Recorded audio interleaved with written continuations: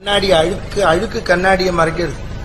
அது மாதிரி அஜ்ஞானம் ஞானத்தை மறைச்சு நம்ம சொல்றோம் பாத்ரூம் வழுக்கிறதுங்கிறான். ஏன் வழுக்கிறது? பாசம் பிடிச்சிருக்கு. பாசம் பிடிச்சாலே வழுக்கும். இப்ப நம்ம எல்லாருக்கும் பாசம், பொண்ணு என் பையன், என்ன பாசம்?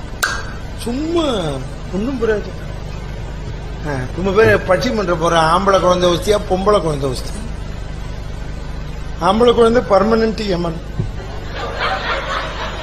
பொன் குழந்தை போயிட்டு வரையும். வேற எந்த எமன் வசதி சொல்லு?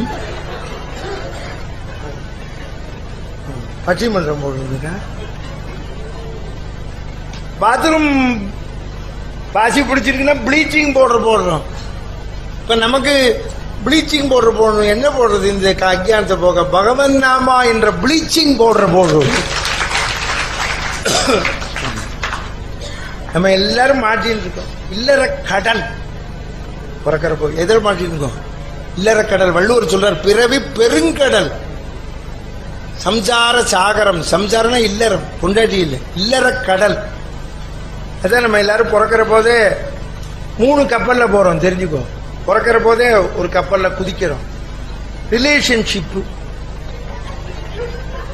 இதான் அம்மா, இதான் அப்பா, இதான் மாமா, இதான் சித்தப்பா எல்லாம் மாற்ற முடியாது. நமக்கு 10 ரூபாய்க்கு பிரயோஜனமே இல்லைன்னாலும் அவன் தான் மாமா. ஆமா, நீ போய் தாத்தாட்ட போய் எனக்கு பிரயோஜனம் இல்லைன்னா அவர் வயசாகி என்ன பண்ண முடியும்? ஒன்றும் பண்ண முடியும். அதெல்லாம் மாற்ற முடியாது. அதான் ரிலேஷன்ஷிப்புங்கிற கப்பல்ல குதிக்கிறோம். இந்த 3 கப்பல்ல போற போது நம்ம போயிட்டு இருக்கிற போது பெரிய மீன் வந்து தாக்கும். தெரியுமா உனக்கு? என்ன மீன் வந்து தாக்கும்? செல்பிஷ். என்ன மீன்? செல்பிஷ். ரிலேஷன்ஷிப்ல குதிக்கிறோம். அப்புறம் ஸ்கூலு காலேஜ் போனோடனே வேலைக்கு போற போது வேற கப்பல்ல போறோம். ஃப்ரெண்ட்ஷிப் கப்பல் மாச்சு. அப்புறமா பொண்டாட்டிய கல்யாணம் பண்ணிக்கிறோம். அவ கையை பிடிச்சி ஒரு கப்பல்ல குதிக்கிறோம். அவ ஒரு கப்பல் அடிச்சுன்னு வரான். என்ன கப்பல்? பார்ட்னர்ஷிப். இது இந்த ஷிப்ல போயிட்டே இருந்தா பகவானை அடைய முடியாது. இந்த கடல்ல போனா வேற கடல் இருக்கு பகவானை அடைய. டிவோஷன். என்ன ஓஷன்? பக்தி சாகர், பக்தி கடல். இந்த பக்தி கடல்ல போறதுக்கு ஒரு கப்பல் இருக்கு. என்ன கப்பல்? வொர்ஷிப்.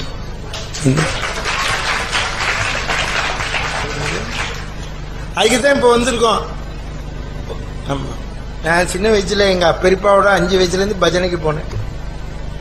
எனக்கு இந்த ஸ்கூல் படிப்பே பிடிக்காது. எங்க அப்பா உபன்யாசம் நடத்துவார், உபன்யாசம் போய் கேட்பேன். எங்க அம்மா பாட்டு சொல்லி கொடுப்பா, பாட்டு கத்துப்பேன்.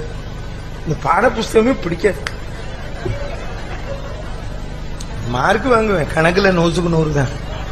இன்னமும் பிடிக்காது. பாக்கி சப்ஜெக்ட்ல 70க்கு மேல வாங்குவேன். எங்க அப்பா அடிப்பார், நல்லா படிச்சா யூனிவர்சிட்டி ஃபர்ஸ்ட் வரலான்னு. படிக்கவே பிடிக்கல. நான் ஒரு நாளைக்கு சும்மா இல்லாம எங்க பெரியப்பாவோட சனி ஞாயிறு பஜனைக்கு போயிட்டு கொண்டு விட்டுட்டு போனார். எங்க அக்கா அண்ணாட்டெல்லாம் பேசிட்டு போறோம். தினம் சனி ஞாயிறு இருந்தா தேவலாம், பஜனைக்கு போயிட்டான்னு. எங்க அப்பா கேட்டார், பூவாத்துக்கு என்ன பண்ணுவேன்னு கேட்டார். மடத்துல போட்டுருவாங்க. என்ன இப்போ எங்கேயோ போறோம், சாப்பிடுறோம். சனி ஞாயிறு இப்ப நமக்கு வாட்ஸ்அப்ல ஒரு சௌரியம், எந்தெந்த ஊர்ல சனி ஞாயிறு பஜனை போயிடலாம். இப்ப அதனாலதான் ரொம்ப ரிட்டையர்டு எங்கெல்லாம் நடக்கிறதுன்னு கிளம்பிடுறா. தெரியுமா உனக்கு? ஆமா, என்ன பண்றது? பிள்ளை நாட்டு பொண்ணு மாப்பிள்ளைய சமாளிச்சு நிற்க முடியல. கிளம்பு. கிருஷ்ணம் வந்த நந்தகுமார் போல் எப்படியும் ரவா உப்புமா போடுவான். ரொம்ப பாவதனுக்கு தொண்டை கட்டுல இந்த ரவா உப்புமா போட்டுதான். தெரியுமா?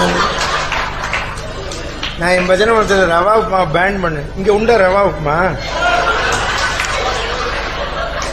போட்டுறாதீங்க. எவன் கண்டுபிடிச்சான்னே தெரியல. நல்ல அர்ஜென்டா நல்ல டிபன் எது தெரியுமா உங்களுக்கு? உத்தமம் லட்டுகம் செய்வா. லட்டுகம்னா இட்லி, பரவாயில்ல. மத்தியமம் சக்கரம் தோசை, மகா மட்டமான டிபன். அதமம் லவண விருட்சம். லவண விருட்சம்னா என்ன? உப்புமா. இன்னொரு டிபன் இருக்கு, மகா மட்டம். தெரியுமா உங்களுக்கு? அடை நாத்து பிராண சங்கடம். அடைன்னு ஒரு டிபன். அந்த மாத்திர என்ன பண்ணுவான்? அடை இன்னைக்கு பண்ணுவான், நாளைக்கு புளிச்ச மாதை, நாளைக்கு வெங்காயம் போட்டு, அப்புறம் குணுக்கு. ஒரு வாரம் அடமாவிலையா அப்படியே.